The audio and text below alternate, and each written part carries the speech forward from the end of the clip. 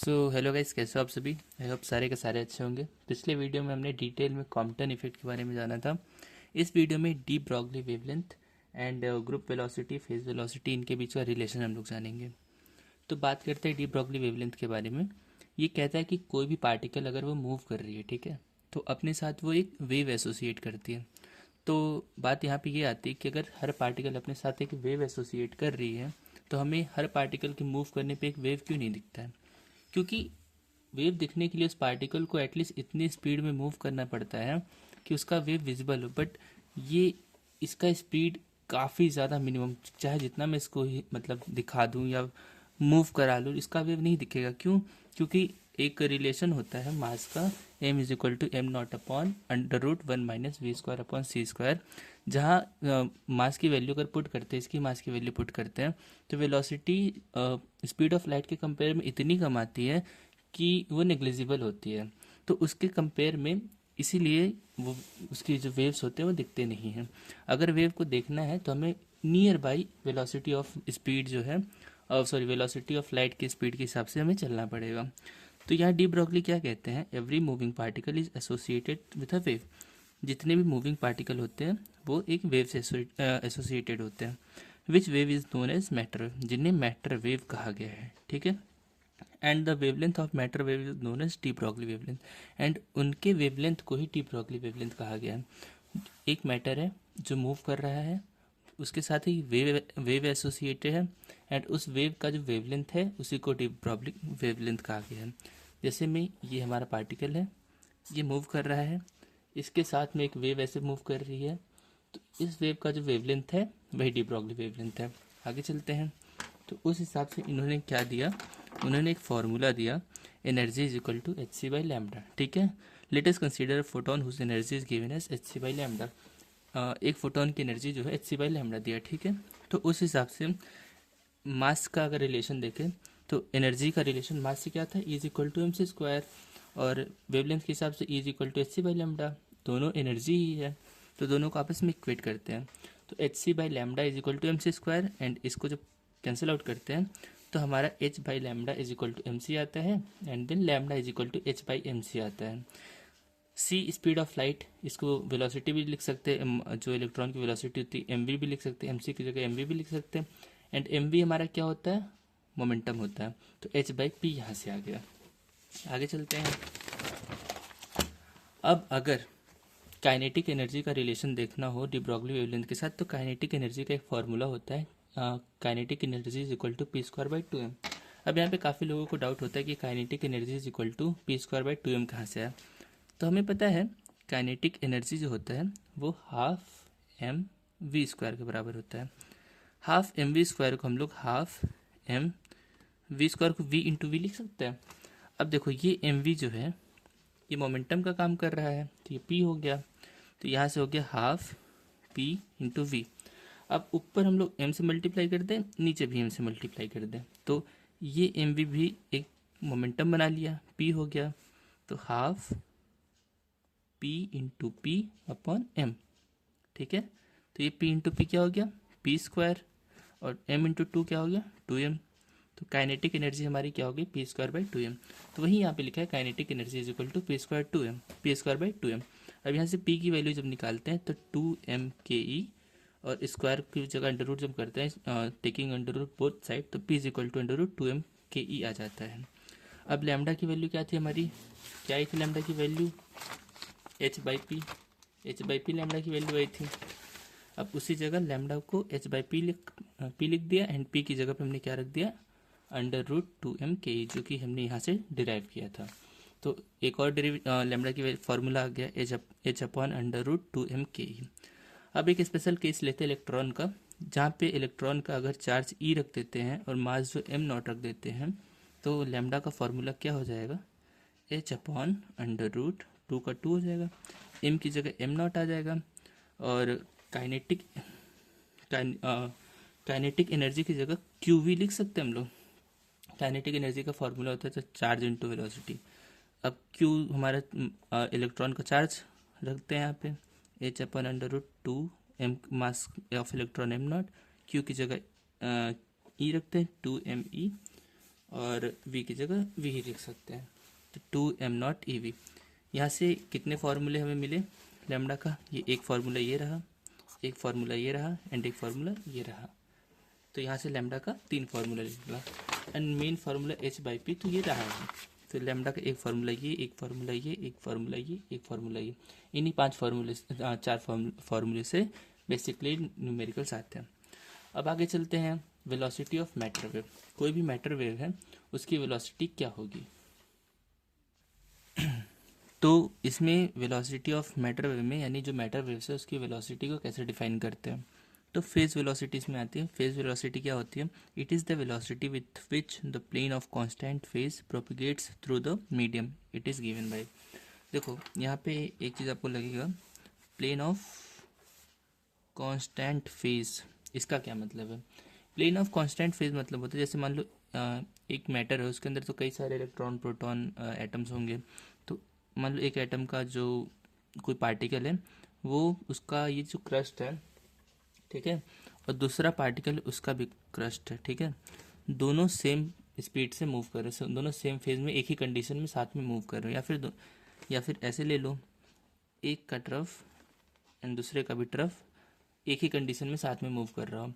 तो यही इसका फेज है, यानी कि किस कंडीशन में पार्टिकल है एंड पार्टिकल का जो क्रस्ट है, जो ट्रफ है, वो दो पार्टिकल का क्रस्ट ट्रफ है, दो से ज़्यादा पार्टिकल का क्रस्ट ट्रफ साथ में अगर मूव करता है तो उनकी फेज वेलोसिटी, ठीक है। तो फेज वेलोसिटी का हमने एक फॉर्मूला देखा था EM वेव्स में क्लास 12th में, ए साइन के एक्स माइनस ओमेगा टी। तो वहाँ के एक्स माइनस ओमेगा टी जो था फेज को ही मतलब डिनोट करता था। तो वहाँ से हमने के एक्स माइनस ओमेगा टी ले लिया। अब के एक्स माइनस ओमेगा टी जो है इज इक्वल टू कॉन्स्टेंट है। इसको डिफ्रेंशिएट करो, एक्स को एक्स के रिस्पेक्ट में डिफ्रेंशिएट करो एंड टी को टी के रिस्पेक्ट में डिफ्रेंशिएट करो एंड कांस्टेंट का डिफ्रेंशिएशन 0 हो जाएगा। तो यहाँ पे आ जाएगा k d x minus omega d t is equal to 0। इसको इधर लेके आओ, k d x is equal to omega d t, ठीक है। अब d x by d t को इधर लेके आओ एंड के को इधर लेके जाओ। तो d x by d t is equal to omega by k. इसको फर्दर सॉल्व किया है, टी को इधर लेके आया और के को इधर लेके गया and D x by d T जो होता है हमें पता है, D x by d T किसे कहते हैं? वेलोसिटी होती है। तो यहाँ से फेज वेलोसिटी जो आई ओमेगा बाई के। इसको फर्दर सॉल्व करने के लिए हमें एक ओमेगा की अलग वैल्यू चाहिए, ठीक है, एंड के की भी एक अलग वैल्यू निकालनी पड़ेगी। तो वो कहाँ से निकलेगा? एनर्जी जो होता है वो mc² होता है, ठीक है। और एक और एनर्जी का फॉर्मूला होता है h न्यू। अब दोनों को आपस में इक्वेट करते हैं, h nu is equal to mc²। तो यहाँ से न्यू निकल गया mc² बाई h, ठीक है। एंड ओमेगा का क्या फॉर्मूला होता है? 2 पाई न्यू, 2 पाई f जो भी कह लो। अब इस न्यू को इसमें रखो, ठीक है। तो क्या आ गया? 2 पाई mc² अपॉन h। हमारा ओमेगा निकल गया। अब हमें क्या निकालना है? ओमेगा बाई के। अब के की वैल्यू निकालनी है एंड हमारा के कहाँ से निकलेगा?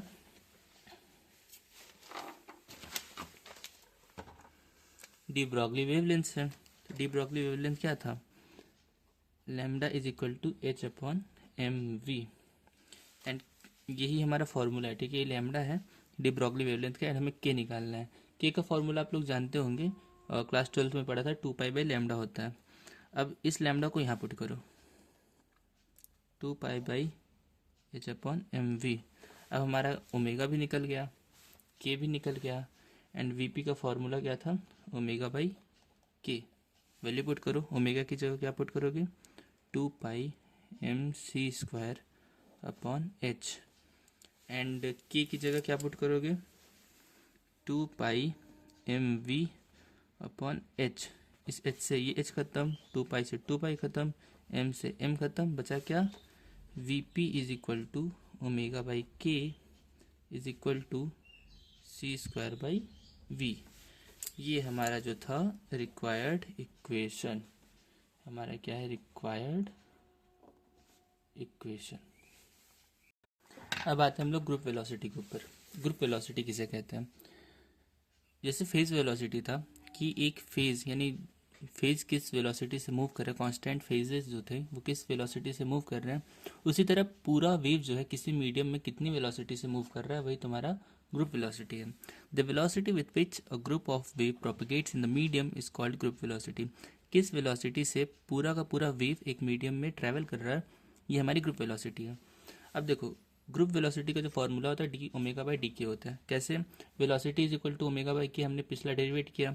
अब ओमेगा बाई के को दोनों को वेलोसिटी के रिस्पेक्ट में डिफ्रेंशिएट कर दो। जब ओमेगा को करेंगे तो d omega by d v आएगा, एंड के को करेंगे तो D k by d v आएगा।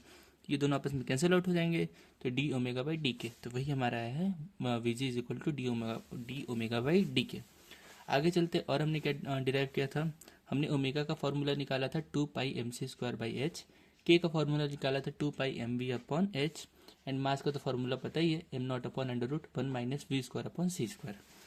अब हमें क्या करना है, सिंपली एक बार d omega by d v निकालना है और एक बार d k by d v निकालना है, फिर दोनों को आपस में डिवाइड कर देना है, एंड जो वैल्यू आएगी वही हमारा आंसर हो जाएगा।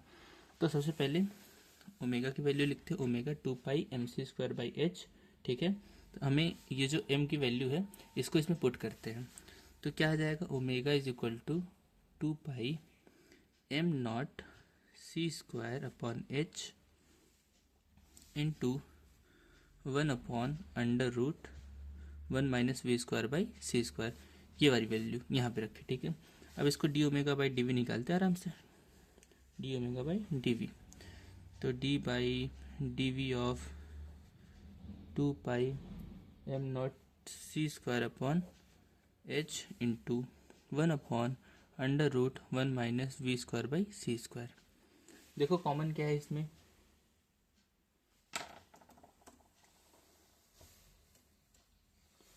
इसमें कॉमन क्या है, 2 pi m not c square upon h, इसको बाहर लेते हैं, तो d omega by d we जो है 2 pi m not c square by H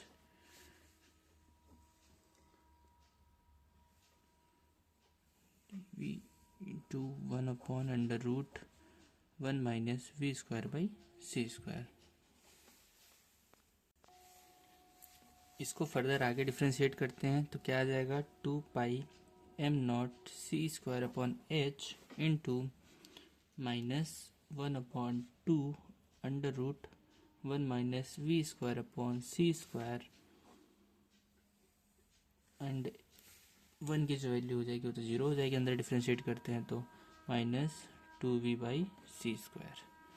अब ये किसी को अगर नहीं समझ में आ रहा है कि ये कैसे किया, तो सिंपली कोएफिशिएंट रूल लगाया है, coefficient rule sorry coefficient rule नहीं, इसको ऊपर लेके गया, इसका जो है 1 minus v square upon c square का होल पावर 1/2 लिख सकते हैं। इसको जब ऊपर लेके जाएंगे तो -1/2 पावर हो जाएगा, -1/2 को आगे ले जाएंगे तो -1/2, फिर 1 minus v square upon c square, देखो करता रुक जाओ, इसको 1 minus v square upon c square जो है -1/2 हो जाएगा, -1/2 इधर लेके आएंगे और इधर -1 हो जाएगा डिफ्रेंशिएट करते हुए जब ये, ठीक है। अब इसको आगे अगर लेके आएंगे तो -1/2 into 1 minus v square upon c square -3/2, further और देखें तो -1/2 under root 1 minus v square upon c square का whole cube into -2v by c square, ये आएगा। कैसे आया, इसको जब नीचे लेके जाएंगे तो ये 1 minus v square upon c square का होल पावर 3/2 हो जाएगा। 3/2 को 3 इंटू 1/2 लिख सकते हैं, 1/2 जो होता है अंडर रूट में काम चला जाएगा, तो वहाँ से आया under root 1 minus v square upon c square का होल पावर 3 इंटू, अब v square by c square को भी डिफ्रेंशिएट करेंगे चेन रूल से, तो वी स्क्वायर का 2 ही हो गया, सी स्क्वायर तो कांस्टेंट था हमारा, तो सी स्क्वायर, यहाँ पे क्यूब लगेगा बस और कुछ नहीं। आगे चलते हैं तो हमारा ये d omega by d v का जो फॉर्मूला निकल के आया ये आ गया। अब ऐसे हम लोग d k by d v निकालेंगे, d k by d v निकालेंगे, कैसे होगा, d by d v 2 pi m not upon h v _1 minus v square upon c square. Simply हमने क्या किया, 2πmv अपॉन एच में एम नॉट का formula रख दिया, m is equal to m not upon √1 minus v square upon c square. अब इसको further differentiate करते हैं तो 2πm नॉट बाहर आ जाएगा, 2πm not upon h, and इस पे कोएफिशिएंट रूल लगेगा। तो कोएफिशिएंट रूल के हिसाब से क्या हो जाएगा, v square upon c square upon √1 minus v square upon c square का whole power 3 plus 1 upon √1 minus v square upon c square. मैं पूरा इसको एक्सप्लेन इसलिए नहीं कर रहा क्योंकि काफ़ी लंबा वीडियो हो जाएगा, सिंपली इसको कोएफिशिएंट रूल लगाएंगे तो ये आएगा, ठीक है। अब फर्दर आगे सॉल्व करते हैं, 2πm not upon h 1 upon √1 minus v square upon c square, ठीक है, कॉमन लिए हम लोग 1 minus c square, 1 minus √1 minus v square upon c square को कॉमन लिया हमने, ठीक है। क्या हो जाएगा अंदर, v square by c square पहले जैसा ही था, upon 1 minus v square upon c square. इसका पावर 1 होगा, इसका पावर 1 है, ठीक है, इसका पावर 1/2 है, तो हमारा क्या आ जाएगा, 2 1 2 प्लस 1 3/2। जब इसको अंडर रूट वापस लेके 1/2 इंटू 3 होगा तो 1/2 अंडर रूट हो जाएगा, इसका होल पावर 3, वापस यही चीज़ आएगा ना, अंडर रूट का होल पावर 3, तो यहाँ से ये हो गया, और इसका प्लस 1 हो जाएगा, 1 upon √1 minus v square upon c square, ये तो कॉमन ले लिया तो +1 हो गया। आगे चलते हैं, इसको फर्दर और सिंप्लीफाई करते हैं, 2πm नॉट अपॉन एच, इसको बाहर लेके आओ, √1 minus v square upon c square into v square by c square plus 1 minus v square by c square upon 1 minus v square by c square. हमने क्या किया यहाँ पे, इसको इधर लेके गए, इसको इधर लेके जाएंगे और फिर फर्दर सॉल्व करेंगे तो क्या होगा, ये इससे आपस में कैंसिल आउट हो जाएगा, एंड क्या बचेगा, 2πm not upon h √1 minus v square by c square into 1 upon 1 minus v square by c square, ठीक है, ये बचा।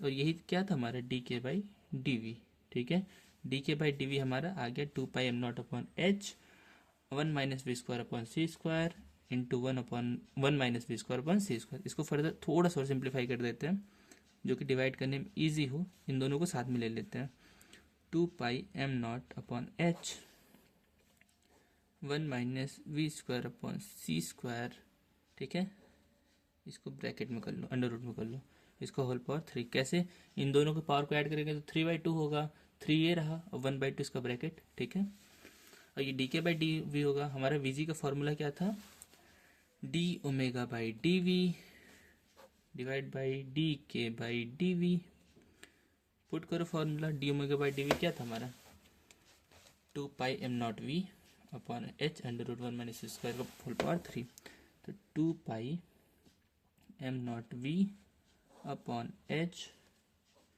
√1 minus v square upon c square का होल पावर 3, ठीक है, अपॉन, अब के की वैल्यू रखें टी के बाई डी वी की, तो 2πm not upon h √1 minus v square upon c square का होल पावर 3। अब एच से एच कैंसिल, ये पूरी वैल्यू इस पूरी वैल्यू से कैंसिल, 2πm नॉट से 2πm नॉट कैंसिल, तो यहाँ से हमारी जो वैल्यू आती है v g is equal to v, group velocity जो है हमारी वेलोसिटी के बराबर हो जाती है। यहाँ से एक रिलेशन ये आता है। हमें एक चीज़ पता है, वी नो दैट, इसको इग्नोर करो, we know that v p is equal to c square by v, हमने अभी निकाला जस्ट, एंड अभी एक और चीज़ निकाला, v is equal to v g, अभी एक और चीज़ टाइप किया ना, तो v की जगह वी जी रखो, v p is equal to c square upon v g, तो v p cross v g is equal to c square. यही हमारा रिलेशन होता है फेज वेलोसिटी और ग्रुप वेलोसिटी का। फेज वेलोसिटी और ग्रुप वेलोसिटी का जो प्रोडक्ट होता है वो सी स्क्वायर के बराबर होता है। तो आई होप यहाँ तक आपको समझ में आया होगा।